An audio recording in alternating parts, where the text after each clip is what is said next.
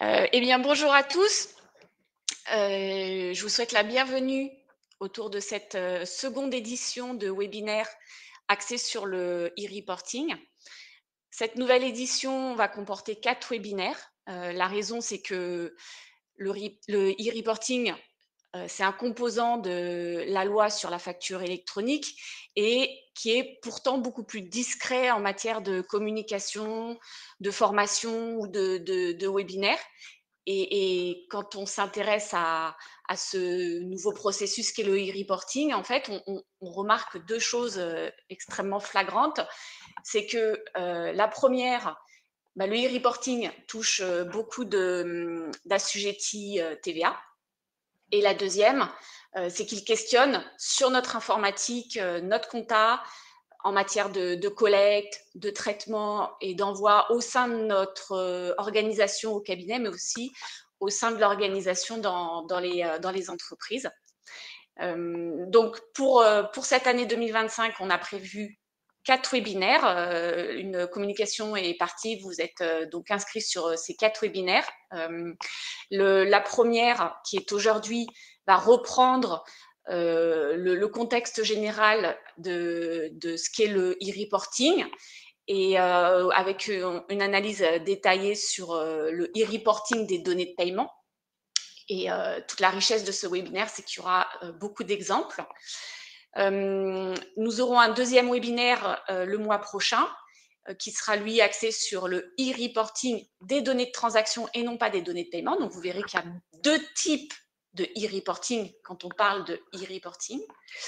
Et il y a un troisième webinaire en juin où là, ça sera essentiellement axé sur le reporting des données de transaction en ce qui concerne la partie internationale. C'est ce qu'on appelle le E2BI et E2C. Et enfin, on clôturera avec un dernier webinaire en juillet où on viendra expliquer une méthodologie et comment diagnostiquer en fait quel type de e-reporting les entreprises vont être soumis parce que tous n'ont pas la même réglementation. Et pour ça, bah, il est bon d'avoir une méthodologie et comment faire ce diagnostic. Donc, ça sera ce quatrième webinaire qui viendra clôturer cette seconde édition. Et pour clore toute discussion sur tout ce qui est replay, support, etc. Donc, je vous dis d'ores et déjà que à l'issue du webinaire, en tout cas de chaque webinaire pour lequel vous êtes inscrit, vous allez recevoir un mail qui comporte des liens pour l'accès au replay et l'accès au support. Et en même temps, vous allez recevoir votre attestation de présence. Donc, pour animer cette nouvelle édition, j'ai avec moi un intervenant de Marc, spécialiste du sujet. D'ailleurs, il s'appelle Marc Lamordegal, expert comptable, pilote du groupe de travail auprès de l'AFNOR sur le e-reporting, mais il vous en parlera beaucoup plus précisément. Et pour info, l'AFNOR, c'est l'organisme qui a repris les travaux confiés à l'AIFE, qui était l'Agence pour l'informatique financière de l'État. Et ces webinaires seront aussi animés par moi-même, Amélie Ramara, expert comptable et vice-présidente de la commission innovation. Donc, pour commencer ce premier webinaire, nous allons évoquer deux axes. Une première qui reprendra un peu l'introduction générale du e-reporting, avec notamment des points d'actualité, enfin un point d'actualité, puisque c'était assez riche en actualité sur tout ce qui était amendement et contre-amendement pour la demande de report de la facture électronique, mais ça, Marc nous en fera un petit point. Et un second axe sur une analyse détaillée de ce qu'on entend par le e-reporting des données de paiement. Ce que je disais, toute la richesse de ce webinaire, c'est qu'on va avoir des cas concrets pour essayer de voir ce que ça implique. Donc, Marc, bonjour. Merci Amélie, Est-ce que bonjour. tu m'entends? Bonjour à tous. Merci d'être là, de nous faire profiter de ton expérience et de l'avancement sur le projet qui devient de plus en plus concret. Du coup, est-ce que tu peux nous en dire un peu plus précisément sur ton rôle, tes spécificités en matière de e-reporting dans le groupe de l'AFNOR, et puis aussi peut-être un point d'actualité aussi pour clore les débats? Bien sûr. Alors, déjà, en préalable, je voudrais souligner que c'est le parent pauvre, ce e-reporting, puisque tous les travaux qui ont été faits avec le forum de facture électronique, avec l'Agence pour l'informatique financière de l'État, l'AIFE, dont parlait Amélie à l'instant, ont porté sur la facture électronique. Et d'ailleurs, la plupart des gens qui sont concernés par le e-reporting ne sont pas conscients de l'ampleur du sujet. Donc, c'est vraiment le fourre-tout.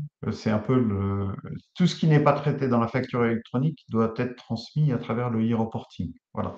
C'est caricatural, mais ça recouvre quand même bien le sujet et ça concerne, comme disait Amélie, beaucoup de monde. Vous allez voir ça. Alors, bon, je passe sur la série de webinaires, donc on va rappeler quand même, recadrer le cadre de la réforme, et j'expliquerai mon rôle effectivement après. Le cadre de la réforme, l'ambition assumée, c'est de détecter les fraudes, pré-remplir les déclarations de TVA, un peu, mais pas trop, mais quand même. L'administration fiscale, dans toutes les réunions, dit, bah oui, on voudrait faire ça, mais on ira étape par étape, mais c'est bien ce que vous voudrez faire. Ça ne vous empêchera pas d'avoir à les revoir avant de les déclarer.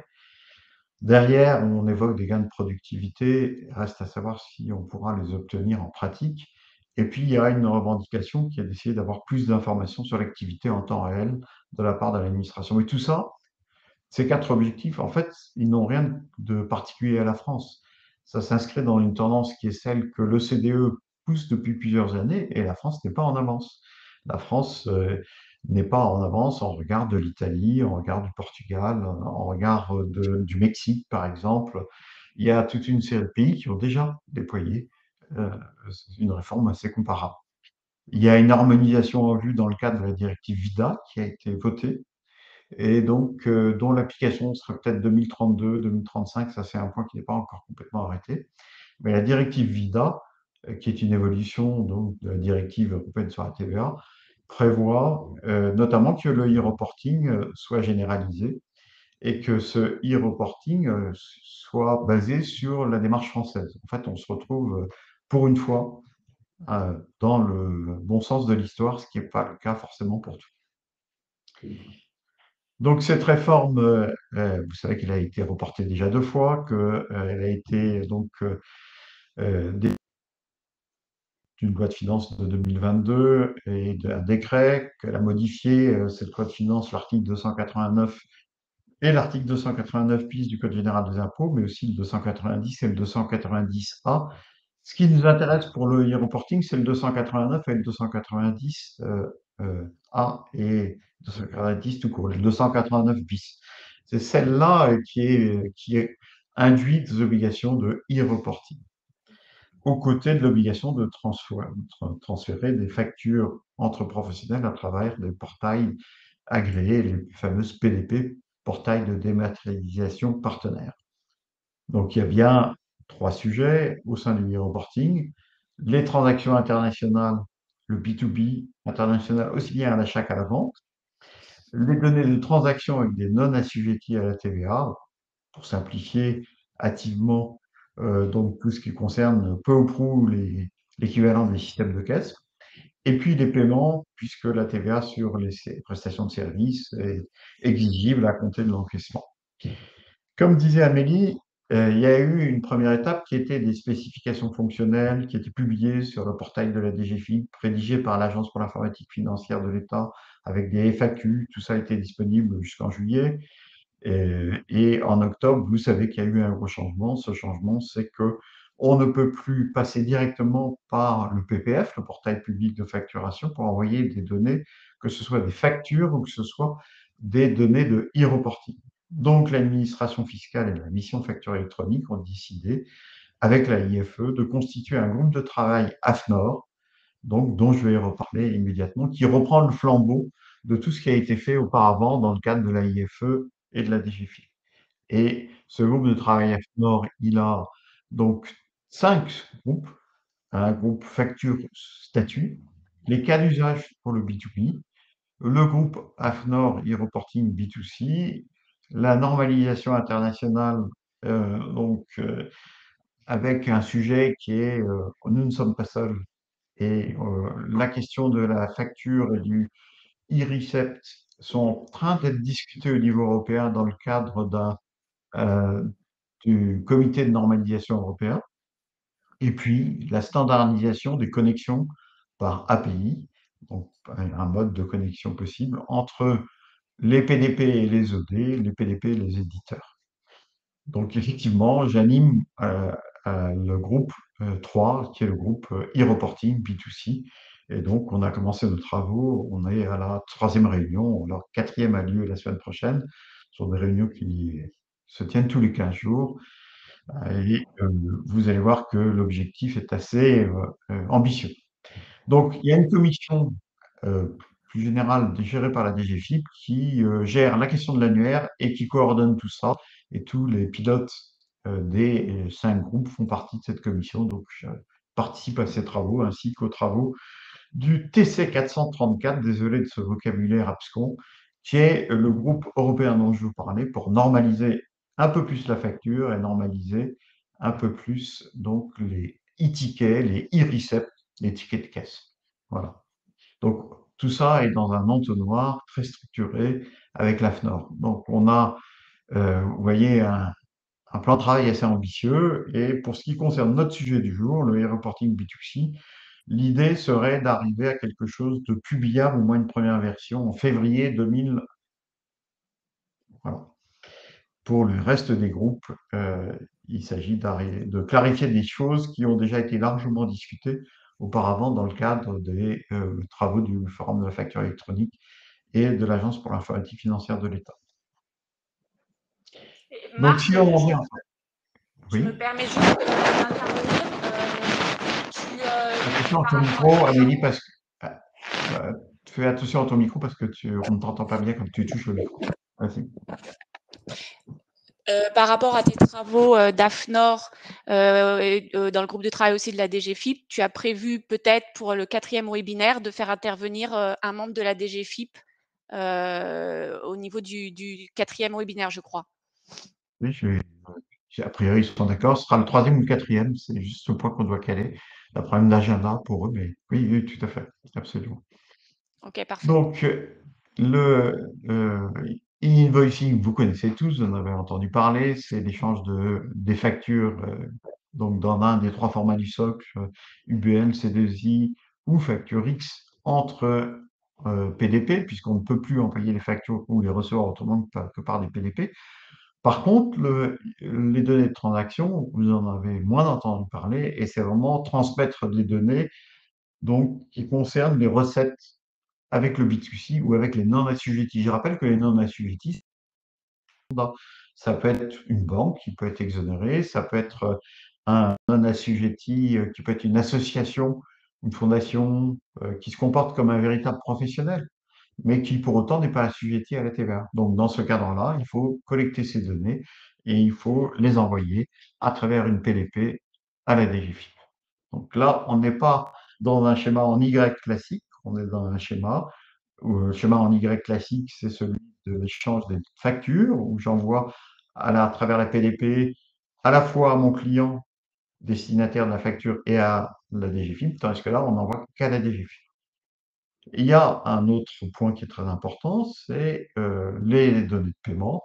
Donc, puisque, encore une fois, prestation de service, la TVA est en standard exigible sur les encaissements, à moins qu'on ait opté sur les débits, on y reviendra à ce moment-là, et il y a des particularités à gérer, notamment sur les acomptes dans ce cadre-là. Donc, en fait, on pourrait dire, on peut présenter ça de 2 manières. Il y a 2 reportings ou il y a 3 reportings. En droit pur, on peut dire que le reporting de transaction est bien séparé du reporting de paiement et que le reporting de transaction recouvre le B2C domestique, le B2C international. Je vends à un étranger qui est en France où la transaction est localisée en France, mais par exemple, dans les ventes à distance, ça peut arriver, mais c'est exigible auprès du vendeur. Donc, on est dans du B2C international, le B2B international, qui sont des opérations UE ou hors UE qui peuvent rentrer dans le champ. Mais à ce moment-là, on peut être à la fois sur le sujet des achats comme sur le sujet des ventes, contrairement aux autres points B2C domestiques et international. Le e-reporting de paiement, ben, je viens de le souligner, là on est dans une autre catégorie qui sont renvoyer les données de paiement. Donc attention, certaines transactions d'achat sont aussi dans le champ du e-reporting. Donc l'acheteur peut se voir obligé de déclarer du e-reporting au titre de ses achats. Donc à partir de 2026, en principe, je vous reparlerai des problèmes de date et de l'actualité, effectivement, qu'évoquait Amélie sur le report, pas le report. Donc, on transmet à la DGFiP les factures via une PDP dans un format du socle, un des trois dont j'ai parlé, UBL ou C2I. La PDP fait le routage vers le client et il le fait vers la DGFiP. En ce qui concerne le e-reporting, on transmet donc uniquement à la DGFiP via une PDP, que ce soit B2C, B2B international ou données de paiement. Donc, les acteurs, vous les connaissez, c'est le PPF, ce sont les PDP et c'est l'annuaire. Donc, je ne vais pas rentrer dans tous les détails de ce point, ça peut faire l'objet d'autres sujets, d'autres interventions, mais simplement pour vous dire que le PPF a un rôle qui est restreint, encore une fois, à un rôle de concentrateur, et c'est tout repose sur les PDP. Il y en a à peu près 85 enregistrés candidates, et je vous rappelle que les PDP aujourd'hui sont candidates, ils ne sont pas définitivement agréés. Il y aura un audit au bout d'un an. Il faut bien faire attention à ce point. Il peut y avoir des disparitions de PDP, et d'ailleurs, dans les PDP, il y en a une bonne quinzaine qui sont des PDP en marque blanche, qui en fait n'opèrent pas, mais qui ont sous-traité toute la partie PDP en mettant leur étiquette sur une plateforme. L'annuaire, c'est un gros enjeu dans la réforme, puisque c'est l'annuaire qui indiquera comment et à qui envoyer les factures en ayant l'enregistrement des PDP donc qu'a choisi pour recevoir les factures l'entreprise, et avec notamment un sujet qui est le code routage, parce que ça permet de définir quel est le service destinataire de la facture avec une dose de rejet éventuelle. Il n'y a pas ce problème de code routage, en revanche, dans le e-reporting. Donc, on est dans un schéma que vous avez probablement déjà vu, où des OD peuvent se connecter à des PDP, des logiciels peuvent se connecter à des PDP, éventuellement des entreprises. Ces PDP routent à d'autres PDP les factures et routent au PPF les factures qui, lui, fait un rôle de concentrateur. Donc, ce mot de portail public de facturation, cette dénomination va sans doute. Donc, est-ce que ça va redevenir Chorus Pro ou pas? Il y a des discussions sur le sujet. Donc, aujourd'hui, le PPF, ça n'est plus qu'un concentrateur de facturation. Donc, il y a vraiment des acteurs qui sont complémentaires. Donc, l'agrégation est faite par les PDP ou faite par une OD qui l'envoie au PPF. Pourquoi je parle d'agrégation? Pour le e-reporting, il va falloir agréger toutes les et on transmet par des périodes des régularités, des fréquences qui sont différentes suivant les régimes fiscaux. Je détaillerai ça après.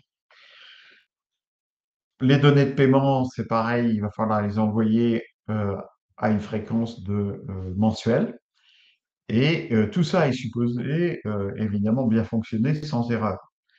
L'autre point, c'est que, contrairement à ce qui se faisait auparavant, le PPF n'archive plus les données de facture, mais encore moins, il n'archive pas les données de caisse, pas plus que les PDP. Donc, les PDP peuvent offrir éventuellement une fonction d'archive, mais sur les factures, elles ne le font pas sur les données de caisse. Et il y a un point très important, c'est leur modèle économique, et c'est ce qui est écrit contractuellement, puisque ce n'est pas une obligation de base. Ça ne rentre pas dans la mission de base d'une PDP que d'archiver. C'est une fonctionnalité supplémentaire. Il faudra veiller vraiment, si la PDP archive, aux conditions d'accès de ces archives. Et ça ne rentre pas dans les fonctions d'une PDP que archiver les données de caisse. Donc, autre point, vous pouvez utiliser plusieurs plateformes. On peut dédier une plateforme au e-invoicing et une au e-reporting, par exemple, ou une PDP dédiée à la réception, une à l'émission. Donc, la question de la constitution du fichier de e-reporting est un sujet majeur parce qu'il y a un gros travail de préparation qu'en général les PDP ne font pas. parce qu'elles n'ont pas la capacité à se connecter à tous les systèmes de caisse et faire ce travail de correction et d'agrégation que je vais vous expliquer tout à l'heure. Donc, il y a un rôle pour des OD donc, qui sont capables de faire ça. Et donc, j'anime une OD qui s'appelle ODK, qui fait ça déjà. Un point important, c'est que moi, il me semble que l'indépendance, c'est quand même une valeur sûre et qu'il vaut mieux ne pas être trop dépendant de son éditeur et peut-être faire attention à ne pas tout mettre les œufs dans le même panier, parce que beaucoup d'éditeurs veulent vous imposer leur solution de PTP. Et vous devez pouvoir changer de système de production, comptabilité, ou de système de facturation de caisse sans être tenu par le sujet PDP. Voilà. Donc maintenant, la question c'est qu'est-ce qui va s'appliquer quand?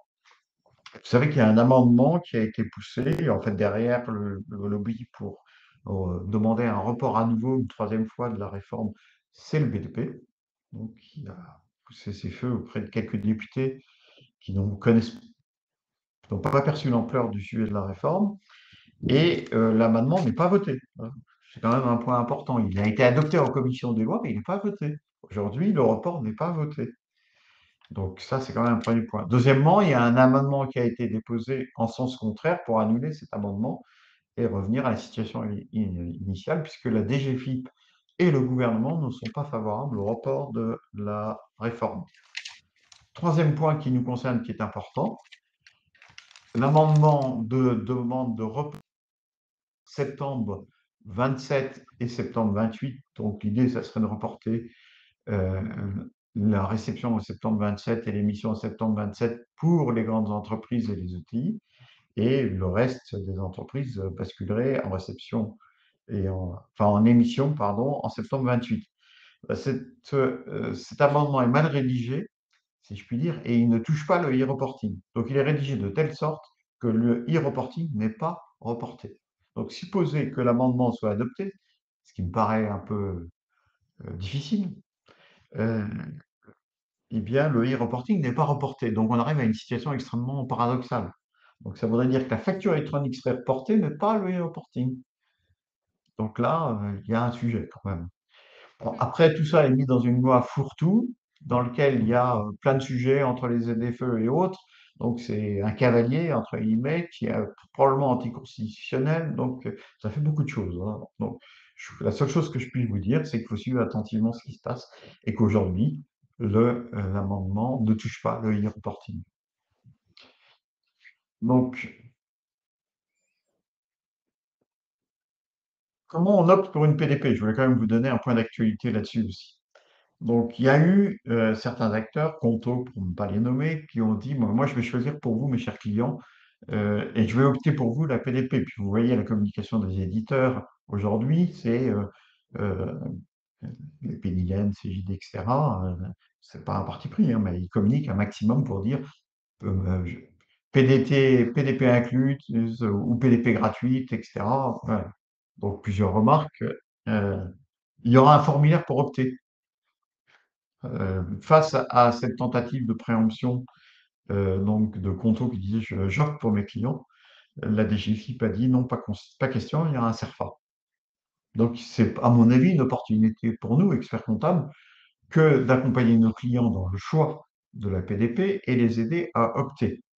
Donc, ce CERFA n'est pas défini et ça suppose une réécriture de l'article 289 bis. Donc, il faut que vraiment la demande soit expresse de la part de l'entreprise avec vraiment un formulaire. Donc, il y a vraiment, dans le jargon un peu RGPD, on a parlé de opt-in. Donc, tant que l'entreprise n'a dit oui, c'est non. Donc, vraiment, par contre, on a un travail d'accompagnement sur tous ces sujets. Et peut-être que là, si on revient à notre sujet e-reporting, ça peut être une PDP et une solution différente que pour la partie PDP facturation. Donc, je vous ai mis là une copie du projet de formulaire, mais j'insiste, c'est une maquette qui n'est pas définitive. Elle n'a pas la forme encore de CERFA. Je pense qu'il y aura un CERFA avec soit un EDI, soit quelque chose d'approchant. Voilà, les discussions sont en cours sur ce sujet. Ce que je voudrais souligner, c'est quand même que le calendrier reste très serré, même si c'était décalé d'un an, ça reste très serré, hein. Donc, ce qui est prévu, c'est que des sites pilotes soient mis en place pour l'annuaire. L'annuaire a démarré dès maintenant en site pilote. Les PDP commencent à échanger. Il y a quelques pots cassés. C'est pas simple. Et l'idée, c'est de pouvoir échanger les premières factures fin 2025 et les premières données de e-reporting fin 2025. Je vais mettre ma casquette d'OD, ODK. Nous étions, nous, avant que l'Agence pour l'informatique financière ne soit plus en mesure d'être PPF gratuit, nous étions retenus comme pilote pour pouvoir envoyer les données de e-reporting et on enverra avec une PDP, deux PDP partenaires, les données de e-reporting à la demande de l'AIFE fin décembre. Voilà. Donc, a priori, le calendrier, c'est ça. On des tests fin 2025. Et on est toujours, pour toutes les remarques que je vous ai faites, pour le moment sur le timing de septembre 26, septembre 27. Donc attention, j'insiste, la clé, c'est septembre 26, c'est la réception. Toutes les tailles d'entreprise sont concernées par la réception. La problématique de e-reporting n'est pas la réception, c'est l'émission. Ça ne seront que les grandes entreprises et les ETI qui devront émettre en 26. Mais rien n'empêche aux PME et aux TPE d'anticiper, elles auront le droit donc d'anticiper. Voilà. Et on généralise réception et émission en 2027, sous les réserves de date qu'on a évoquées. Voilà ce Ok, qu'il faut dire dans cette première donc étape. merci déjà pour ce contexte général et puis ce point d'actualité. On voit quand même que le e-reporting ne faisait pas partie du e-invoicing lors des amendements. Donc, ces webinaires ont encore toute leur raison d'être. On va justement, donc on a bien vu que qu'il y avait donc deux process dans la facture électronique, le e-reporting et le e-invoicing. Donc là, l'idée en fait, c'est que Marc, tu nous fasses un petit, comment ça s'appelle, une illustration à travers des exemples pour comprendre bien la différence entre le e-reporting et le e-invoicing à travers deux, trois exemples. Oui, j'avoue que c'est pas simple et qu'il y a, si vous me permettez l'expression, des trous dans la raquette. Donc, je vais prendre des cas que je vais illustrer. Les trous dans la raquette, c'est quoi? C'est que je vous ai parlé de l'article 290 et 290A du CGI. Et en fait, par exemple, en ce moment, on examine dans mon groupe de travail ces fameuses définitions et ces problèmes de champ d'application. Il y a des cas marginaux où est-ce que c'est du invoicing, est-ce que c'est du e-reporting? C'est pas simple. Par exemple, vous avez la question des locations de véhicules, où, a priori, c'est du e-reporting, et il y a toute une problématique, c'est que le texte est mal rédigé. En fait, la DGFiP s'aperçoit au fur et à mesure qu'elle a ajusté tout son corpus réglementaire légal pour bien faire les bonnes définitions et que je puisse router vers soit du invoicing, du e-reporting. Ce que je vous propose, c'est qu'on l'aborde dans des cas concrets. Donc, premier cas assez simple, e-invoicing. Je suis entre professionnels et je fonctionne avec un fournisseur français. Pour acheter de la laine, je suis une boutique de vêtements, donc j'achète de la laine. Et donc là, c'est du invoicing, il n'y a pas de problème. C'est très simple.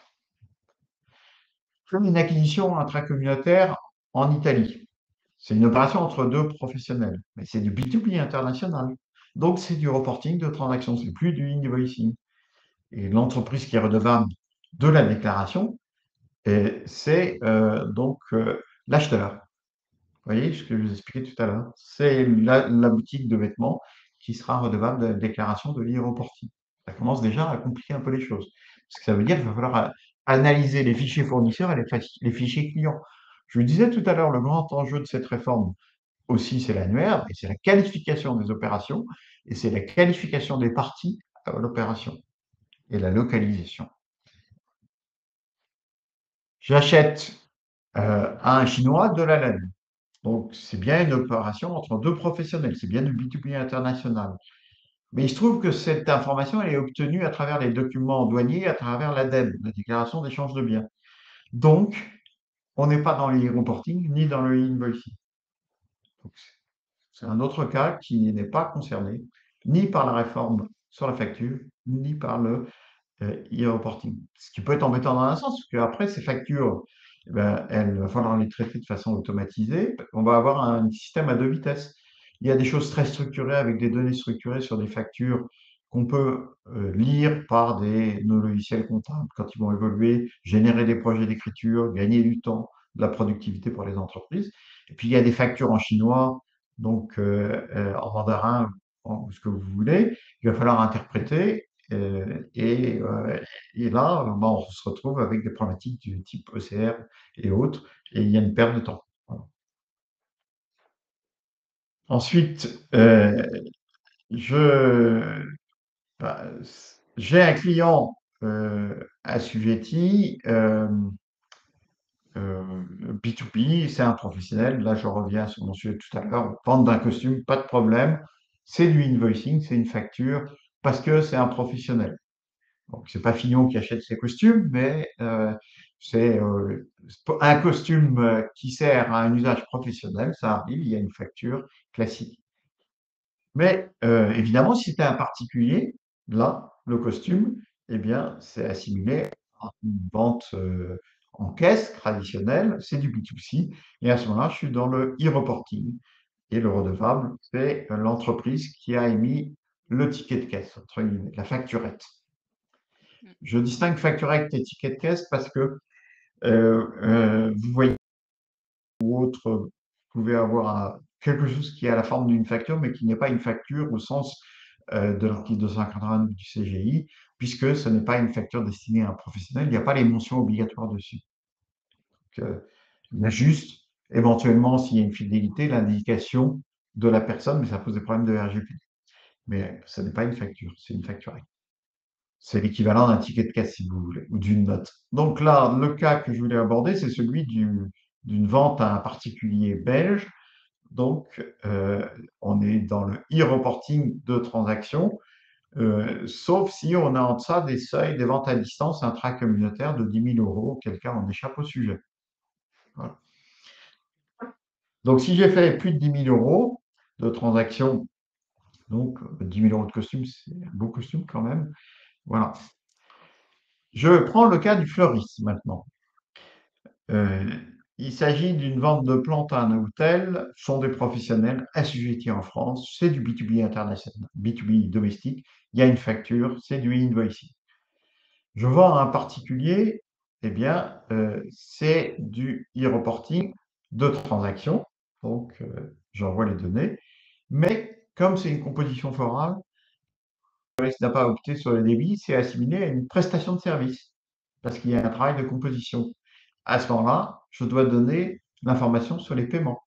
C'est du reporting de paiement. J'en profite pour répondre à une question d'ailleurs dans le chat tout de suite.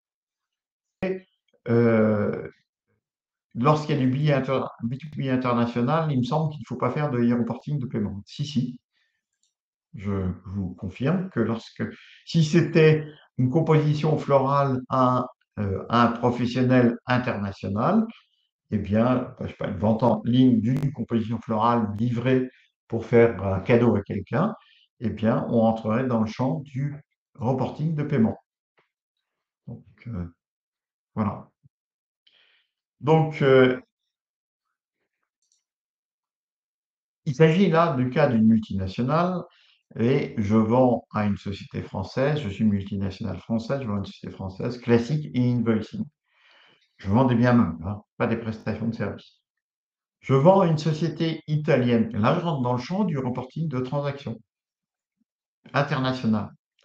Je vends à un particulier localisé en France ou localisé ou un étranger en déplacement en France, c'est du B2C qui peut être domestique ou international. C'est du reporting de transactions.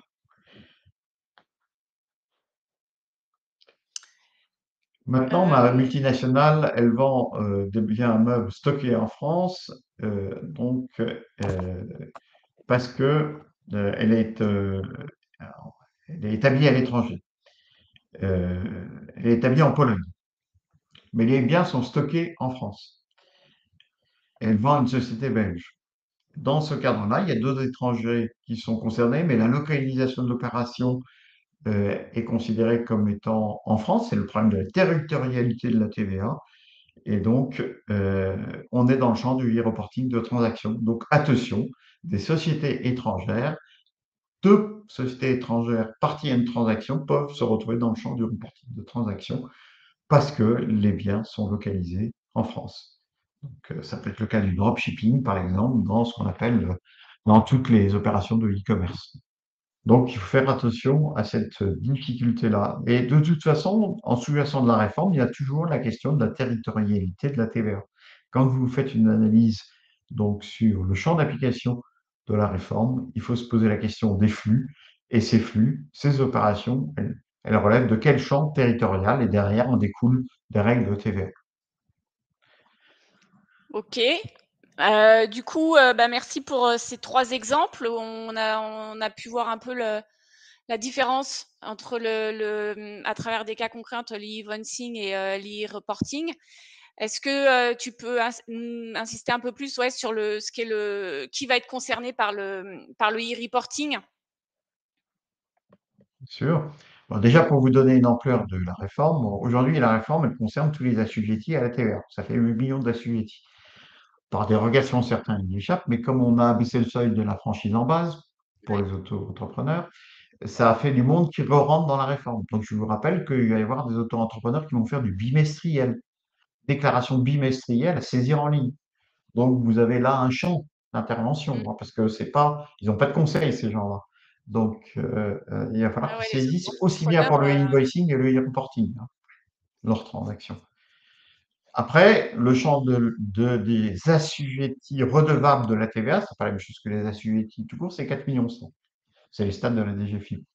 Et il y en a au moins 3 millions qui sont dans le champ de l'e-reporting, de transactions, de paiement et B2B Internet cumulés. Donc, si on vient dans le détail, bah, c'est à peu près 2 millions quand on regarde les stats INSEE d'entreprises, d'entités soumises au reporting de transactions, 1,2 million soumises au reporting de prestations de services. Je vous rappelle que la TVA calculée sur l'encaissement, c'est la règle. C'est la dérogation par les débits qui est une option.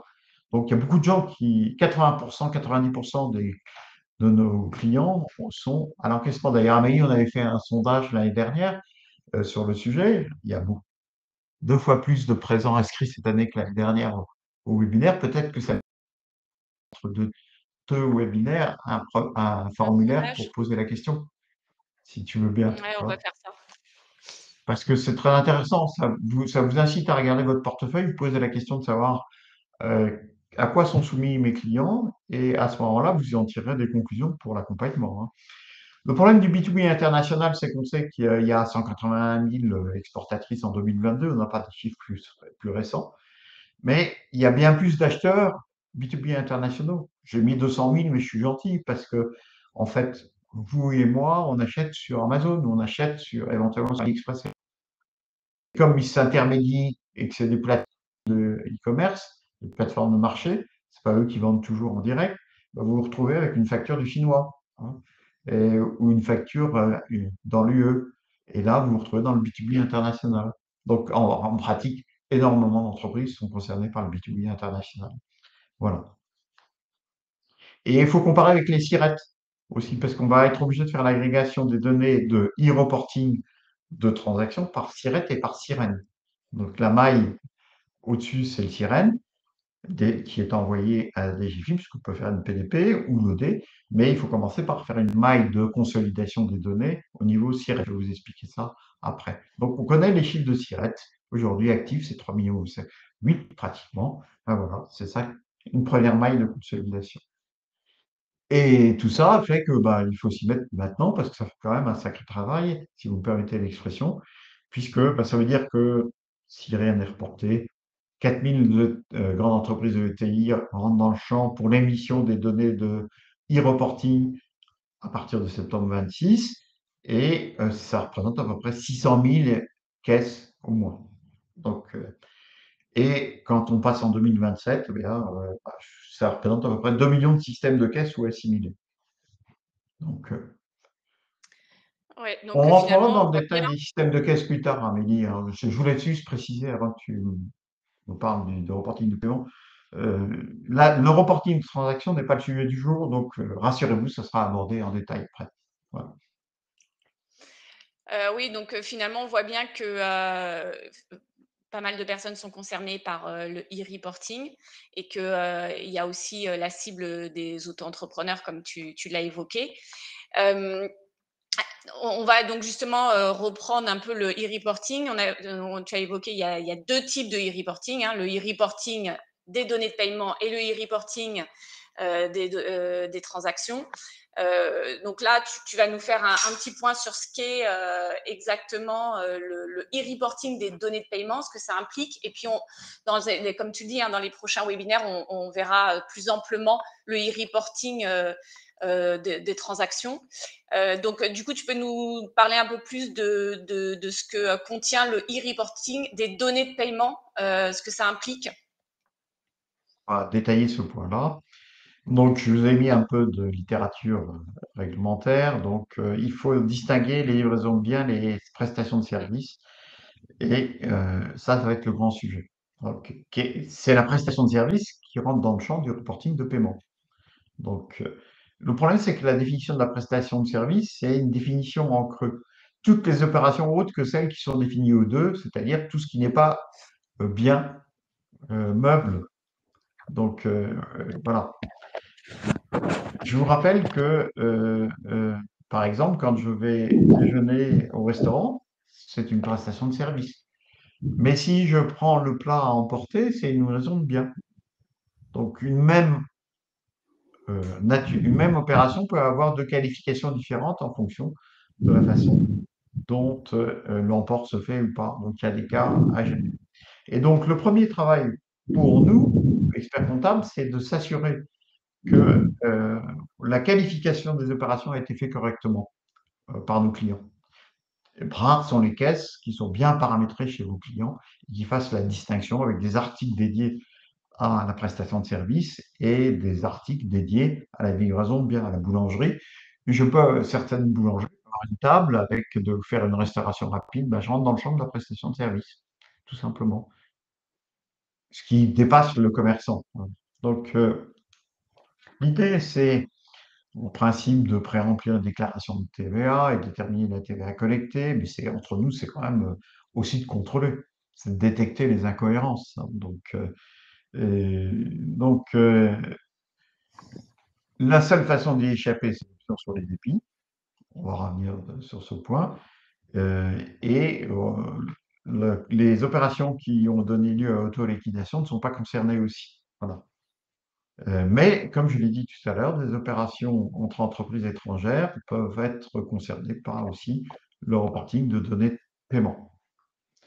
Donc, qu'est-ce qui est hors champ? Tous les gens qui sont sur les débits, sauf les acomptes sur prestation. Parce que vous pouvez avoir opté sur les débits, mais vous devez envoyer les informations sur les acomptes de prestation. Et puis toutes les opérations pour lesquelles la taxe est tenue par le preneur. Mais un prestataire de service, enfin quelqu'un qui a acheté une prestation de service, pardon, excusez-moi, qui a effectué une prestation de service auprès d'un professionnel hors UE ou dans l'UE, ben, il rentre dans le champ. Donc c'est vraiment la question et de territorialité et de qualification des opérations qu'il faut se poser à chaque fois. Donc l'option pour les débits, pour rappel, bah, c'est le fait d'enregistrer en comptabilité les sommes dues par les clients en 411. Donc bah, il fait une étude d'option donc, qui se fait, donc on va voir comment. Et, et dès lors qu'on a fait l'option, on n'est pas concerné par le reporting de paiement. Mais il faut en principe inscrire donc sur les factures ou sur les tickets option pour le paiement de la taxe d'après les débits. Donc attention à ce point. Donc, et si le paiement intervient avant qu'on ait enregistré en comptabilité donc l'opération, eh bien c'est la date d'encaissement qui prévaut. Donc, il n'est pas sûr que toujours vous enregistriez à temps les opérations par rapport à la date d'encaissement. C'est l'autre point. Donc, l'option pour les débits ne règle pas tout. Et l'option pour les débits a une difficulté, c'est que il va falloir faire l'avance de la TVA collectée. C'est le décalage de trésorerie. Et beaucoup de nos clients n'ont pas les moyens d'assumer ce décalage de trésorerie en payant la TVA collectée. Voilà. Donc, c'est une déclaration écrite auprès de l'ISIE. Elle fonctionne à compter du mois suivant l'option. Et on peut dénoncer à tout moment l'option et c'est pareil, la dénonciation s'applique à compter du premier mois suivant. Donc, c'est même pas une option qui est calée sur l'exercice, elle se cale mensuellement. Voilà. Donc, il va falloir bien gérer les options sur le sujet. Donc, je ne dis pas que ce ne soit pas une solution. Je vous invite.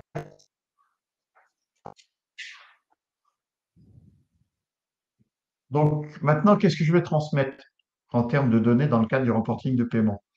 Quand il n'y a pas de facture, il y a un fichier de reporting qui est transmis avec les dates de paiement, la répartition par taux, des dates de paiement, des codes de devise et des montants encaissés.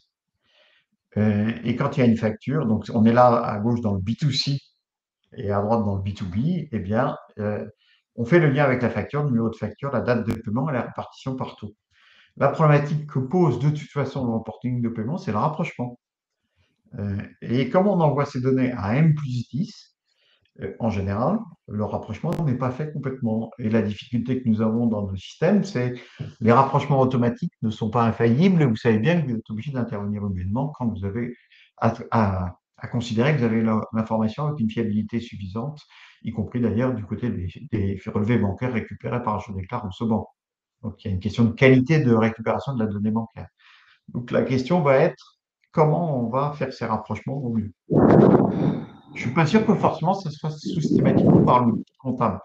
Alors, puisque c'est dans mon groupe de travail, on travaille à des pistes de solutions là-dessus. C'est un peu tôt pour vous en parler et peut-être que lors des webinaires suivants, je ferai un peu d'actualité sur ce point. Voilà. Mais la question que pose le reporting de paiement, d'une manière générale B2C ou B2P, c'est le rapprochement avec les transactions, avec les opérations. Alors, en principe, les dates de paiement et les paiements du côté de la facture sont gérés dans le cycle de vie des factures, on doit renvoyer une information à travers le cycle de vie de la facture sur les paiements. Ça n'empêche pas que l'information est traitée dans le flux de e-reporting. Donc, qui est redevable de l'émission? C'est l'émetteur de la facture ou l'émetteur du ticket de caisse, entre guillemets. Donc, voilà. Et on n'envoie des informations que sur les prestations de services. Donc la difficulté du côté des caisses, ça va être d'envoyer l'information de paiement que pour les prestations de services, pas pour les livraisons de biens. Voilà. Donc là, rien de bien nouveau. Les flux, je les ai indiqués. Comme je vous l'évoquais, la facture elle-même, elle part par des flux 8, 9. En fait, le statut de facture, c'est le flux. Les paiements, c'est là où on envoie les informations sur les paiements.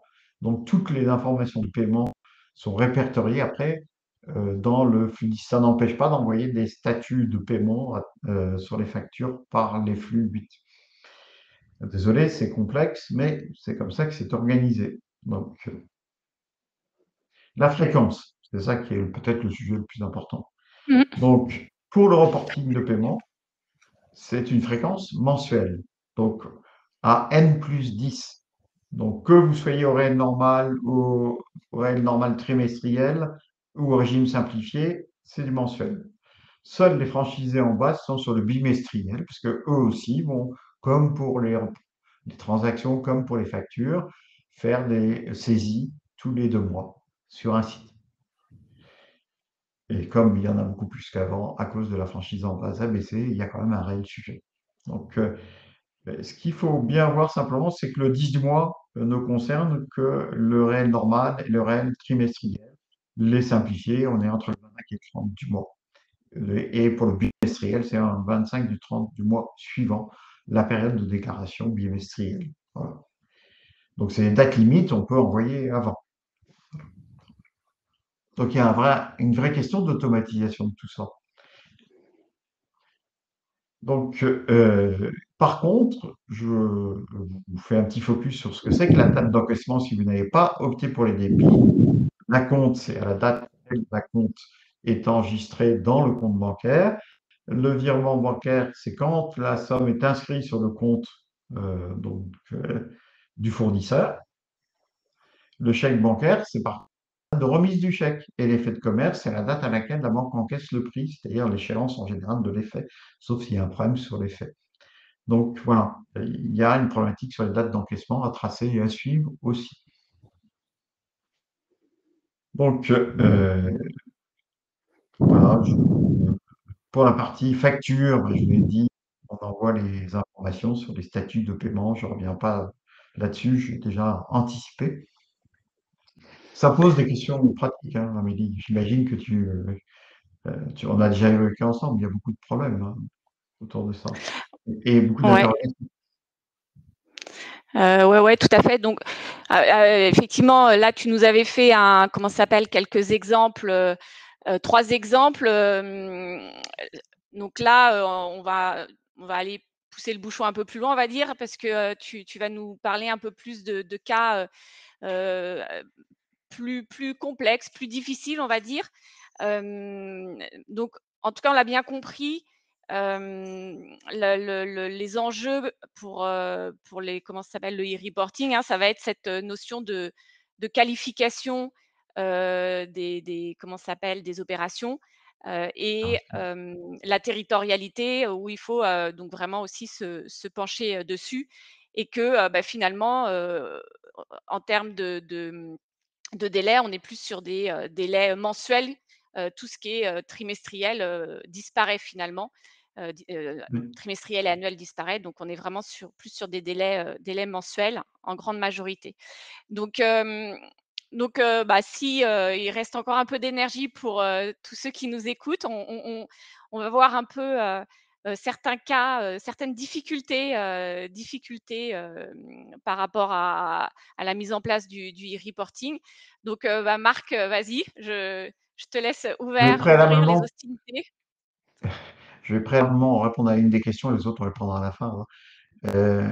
On est bien d'accord, oui. Le reporting de paiement n'est pas conditionné au fait qu'il y ait une caisse ou pas. C'est deux choses différentes, hein. On rentre dans le champ du reporting de toute façon qu'on ait une caisse ou pas dès lors qu'on fait des opérations B2C ou avec des non assujettis. Ça, c'est le reporting de transaction. Peu importe l'outil, peu importe le système, on est dans le champ. Et bien, c'est pareil pour les données de paiement, hein. Peu importe que vous ayez une caisse ou pas, si vous vendez à un particulier des prestations de services enregistrées dans une caisse, vous êtes dans le champ. Voilà. Mais si vous n'avez pas de caisse et que vous faites une caisse papier, un livre de caisse papier, vous êtes dans le champ aussi.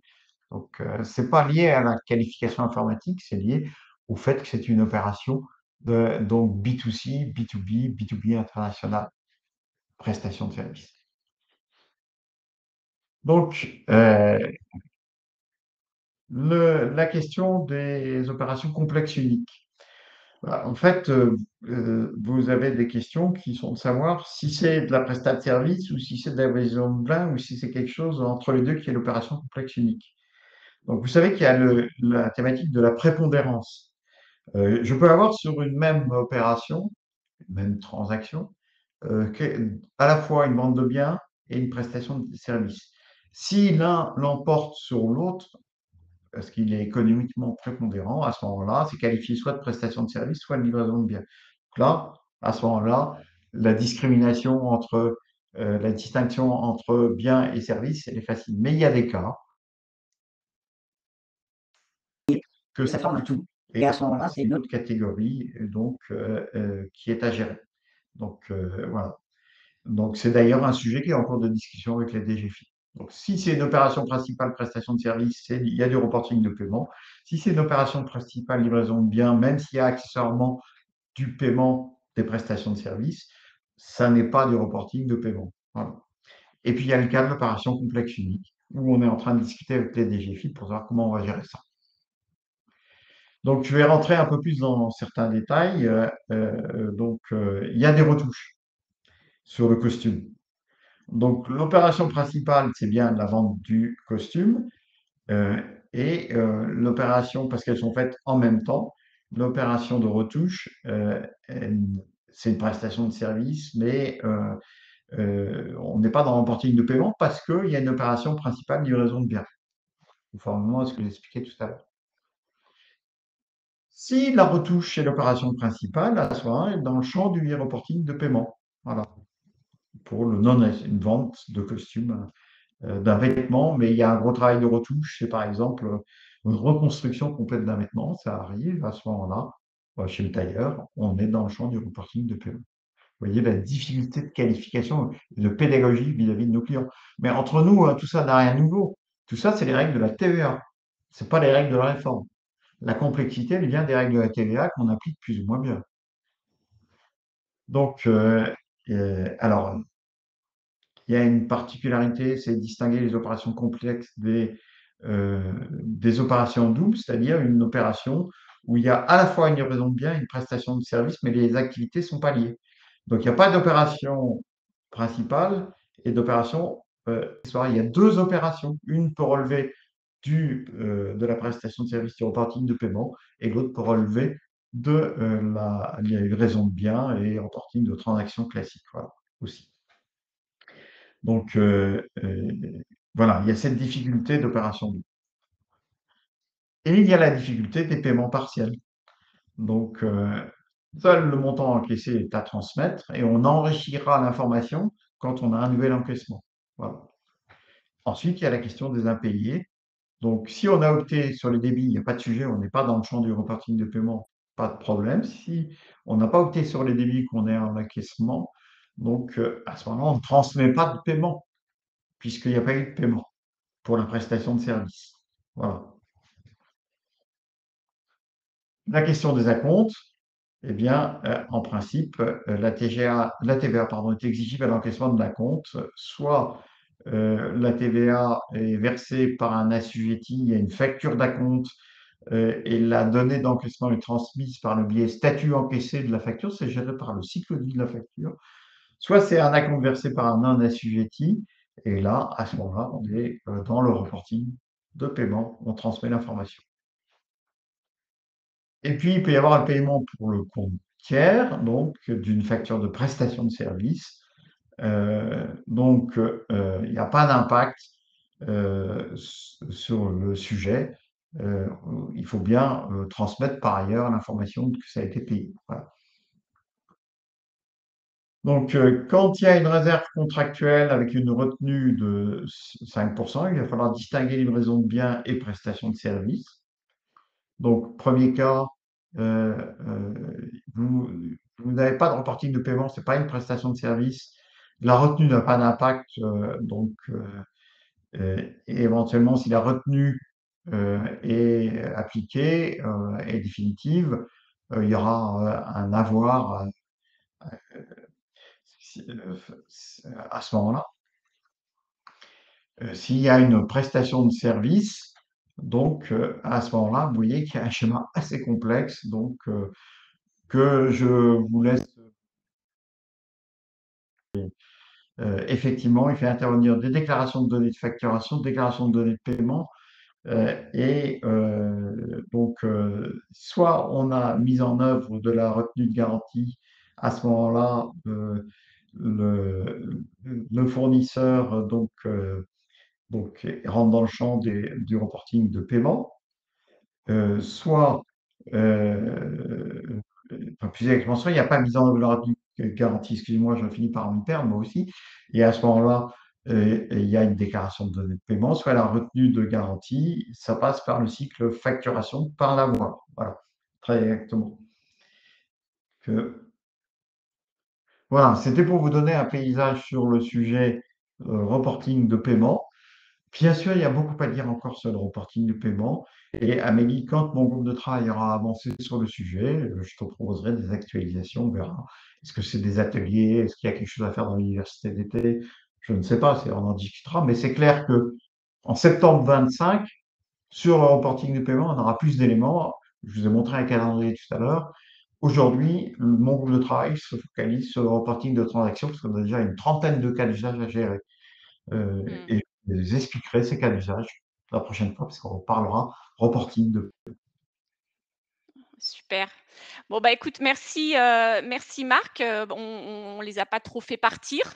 On a essayé de mettre, des exemples, d'illustrer. Il y a des questions? Comment on je te dis les questions là que j'ai, notées au fil de l'eau?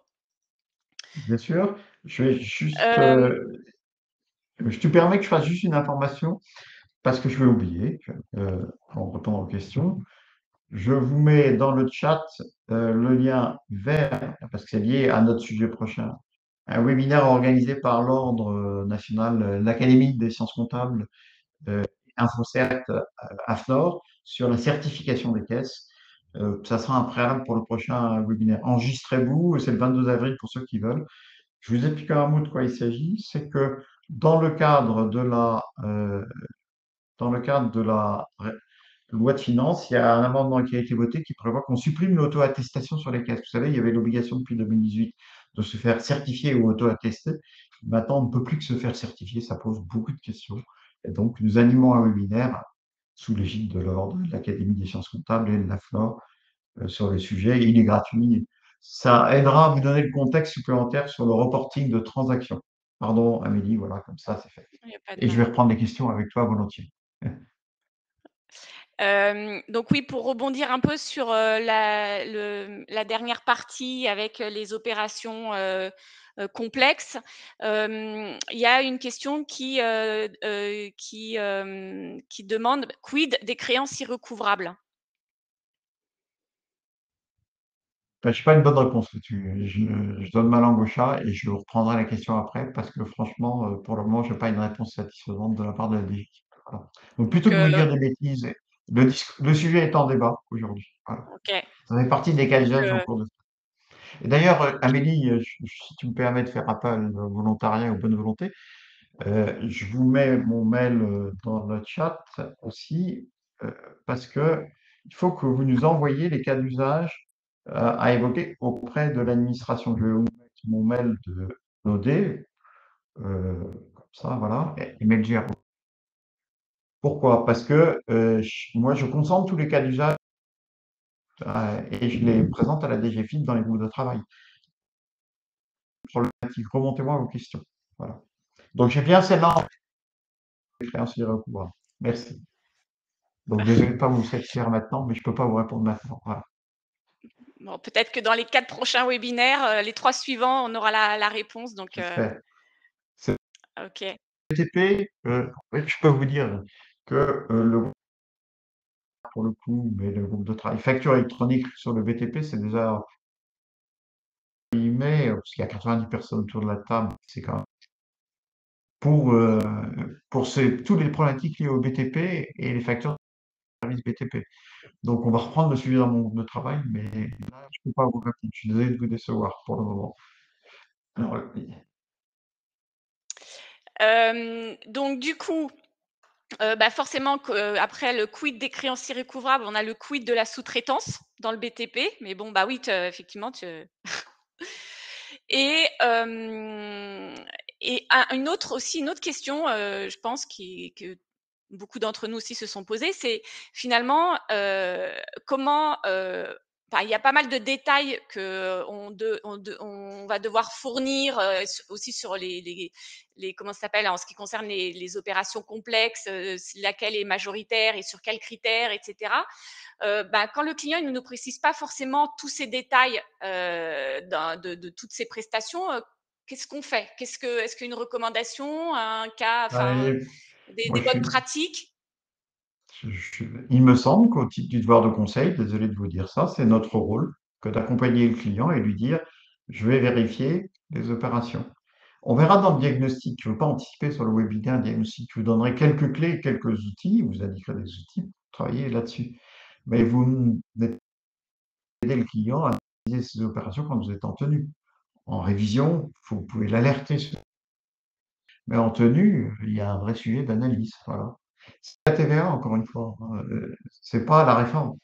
Sauf que la réforme remet sur la table la complexité des règles de TVA qui n'a fait que s'augmenter au fil des ans. Voilà. Donc la recommandation, c'est aider le client à analyser. Et il y a une vraie mission de diagnostic, d'accompagnement du client à faire. En fait. C'est le premier sujet. Parce que c'est de dire, il y a qu'un faucon de connecter une PDP, c'est réglé. C'est toujours pareil, garbage in, garbage out. Donc, quand vous mettez des choses de mauvaise qualité dans un système, il vous crache des choses de mauvaise qualité. Donc, il faut qualifier les opérations. Voilà.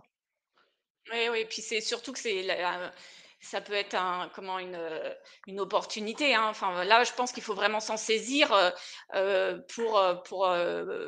pour justement faire un point avec nos clients à travers le diagnostic et puis facturer ce conseil, hein. Là, pour le coup, je pense qu'on a vraiment un boulevard devant nous pour apporter le conseil nécessaire là-dessus et refaire le point, quoi.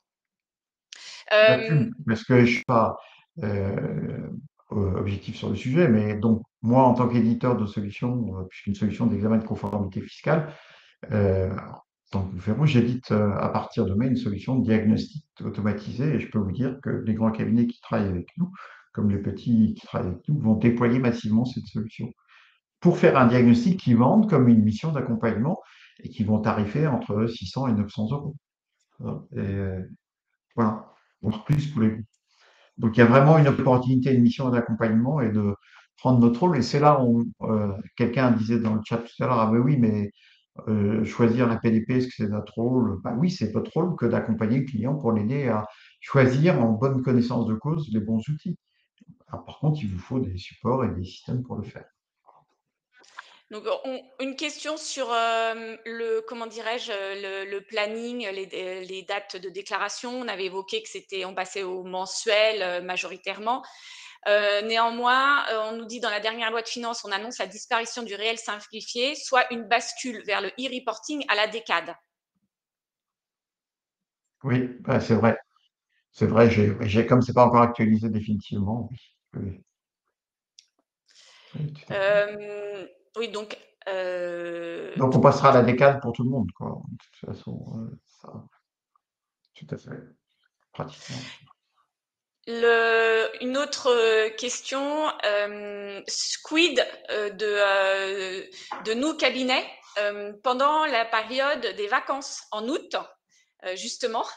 Est-ce qu'on va avoir des tolérances comme ce qu'on avait actuellement? Est-ce que tu as du nouveau là-dessus?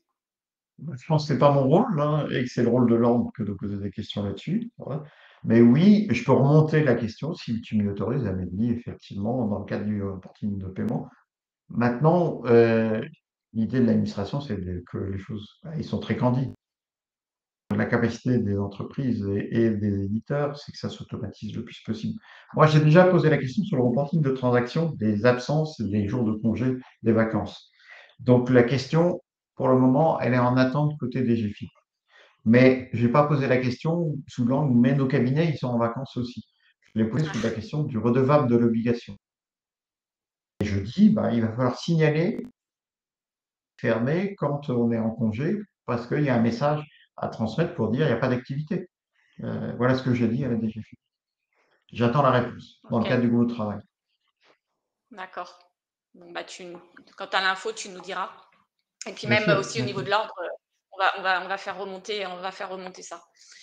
Euh, donc Et tu vois, bah, une confirmation. Amélie, pardon de te couper, Amélie, à l'occasion de l'avenue de la DGFiP, on pourra préparer les questions. Comme ça donnera. Ouais, Justement, qu'on pourrait faire à l'occasion des prochains webinaires et grâce au formulaire, vous remontiez des questions, les filtres, on les posera à ce moment-là lors du rendez-vous des GFiP.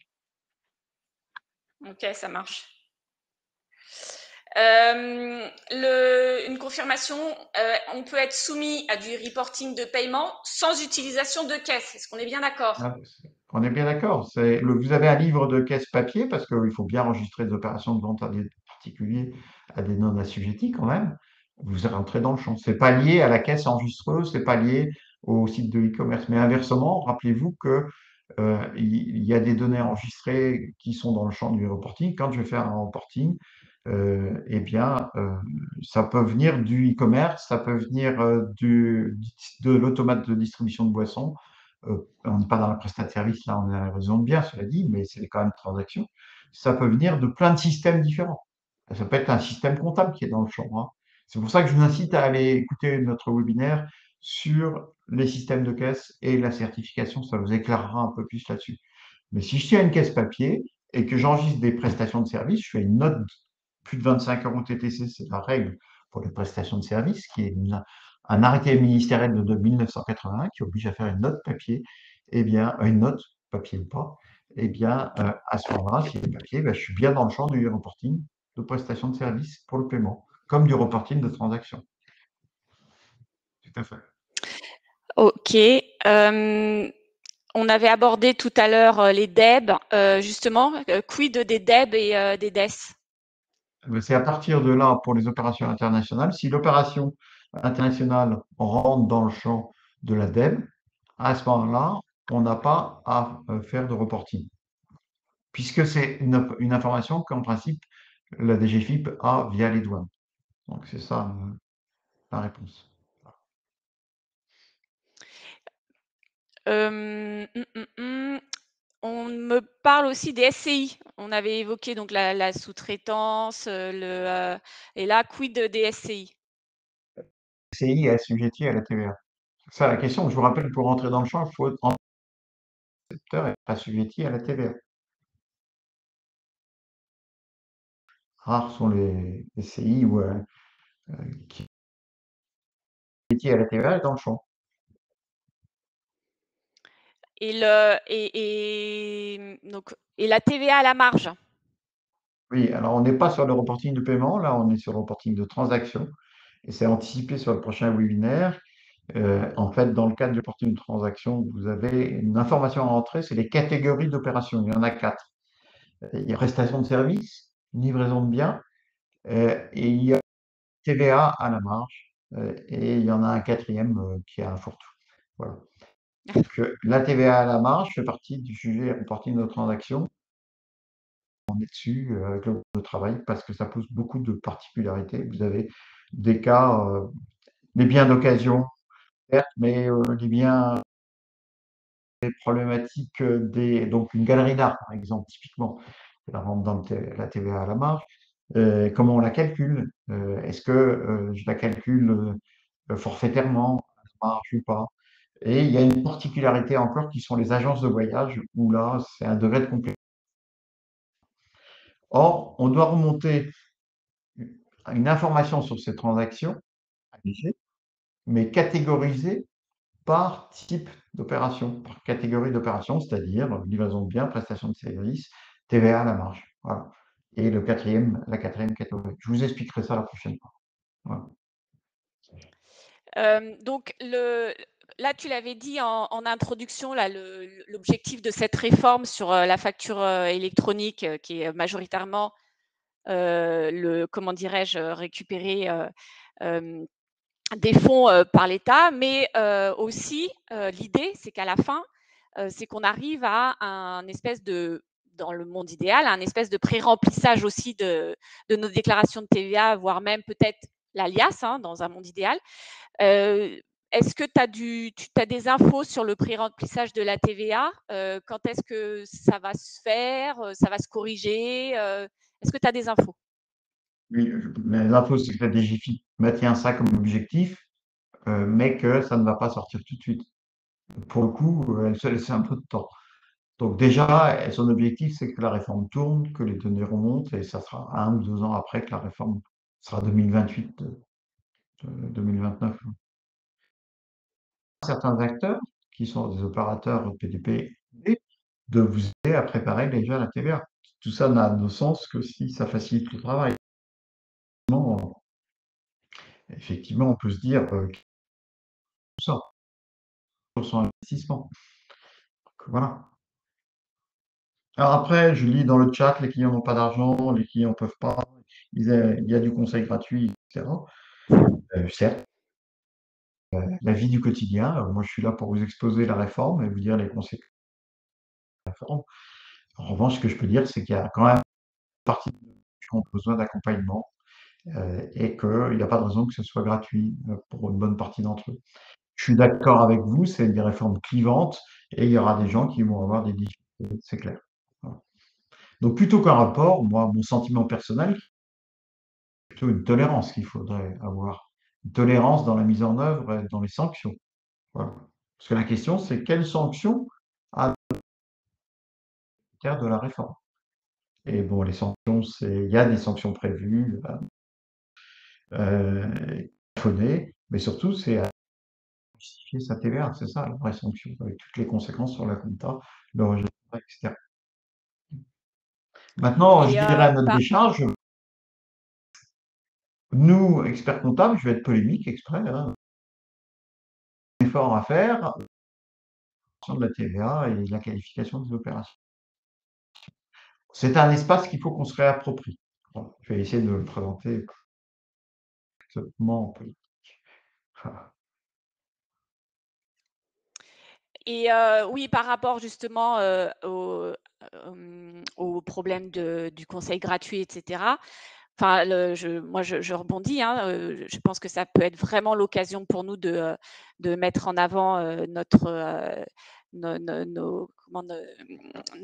conseil. Et il y a comment ça s'appelle, il y a des formations qui sont mises en place par Subexpertise ou Profession Comptable 2030 sur comment mener le projet de la facture électronique, comment monter le diagnostic, qu'est-ce qu'il faut y voir, et surtout, en fait, que derrière il y a un support qui est rendu comment dirais-je, aux clients, et que cette mission de conseil avec un support et un temps dédié, finalement, il n'y a pas de raison que ce ne soit pas facturé, et il y a une vraie demande, de la part comment ça s'appelle, des clients.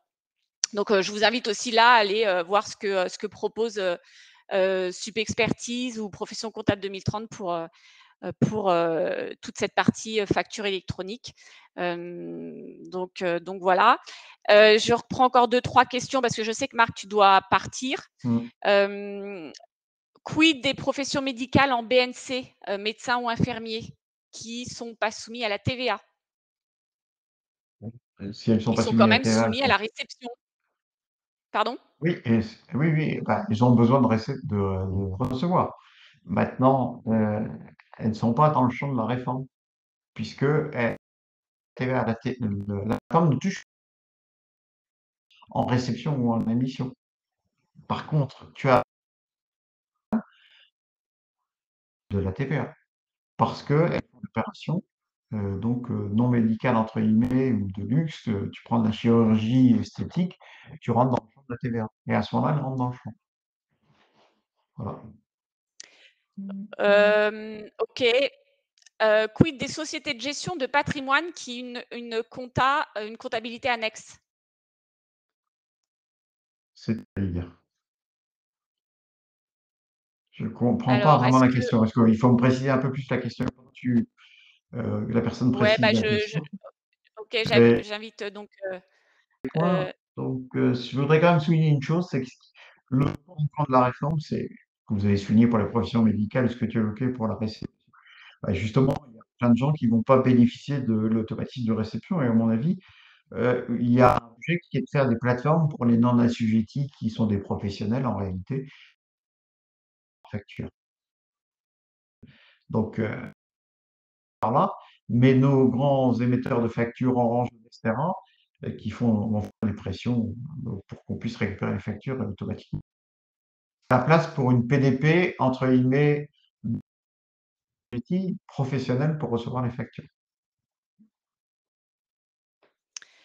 OK. Des associations Marc, de qui... Oui, vas-y. je prends une dernière question. Quid des comptabilités de mandants? Là aussi, il faut me préciser la question, parce que je fais une comptabilité annexe, comptabilité de mandant tenu pour le compte de son mandataire. Il en a du détail. Mmh.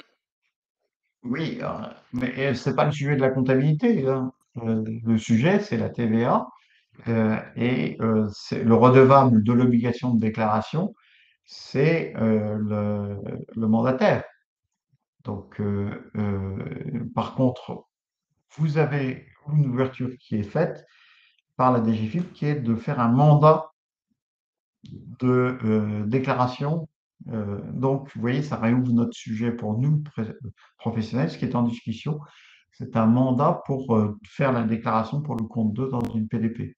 Donc, le, le, le mandant, pardon, je vais être obligé de le quitter parce que je filme. Le mandant, euh, le mandataire, pardon, j'inverse les mots, mandataire, est tenu de la déclaration, mais le mandant le mandant pourra faire la déclaration. Je suis obligé de vous quitter, Amélie. Ouais, Merci pour cet échange. Je reprendrai toutes les questions avec toi. Et puis, on se retrouve au prochain webinaire. Merci de votre écoute tout en à tout cas. fait. Et il y a plein de Merci, Marc. sujets. Il y a plein de sujets à préciser encore, malheureusement. Voilà. Merci beaucoup et à tous, je vous souhaite bon courage, pour, cette dernière ligne droite de la période fiscale et puis bon courage pour, la facture électronique et le e-reporting puisque vous l'aurez, compris, hem, ça touche quand même beaucoup de personnes, beaucoup de clients. Donc je vous dis, au mois prochain pour notre second webinaire, qui sera cette fois-ci axé lui sur le e-reporting des données de transaction. Et puisqu'on a vu aujourd'hui le e-reporting sur les données de paiement. Je vous souhaite une bonne journée et un bon week-end. Allez, au revoir.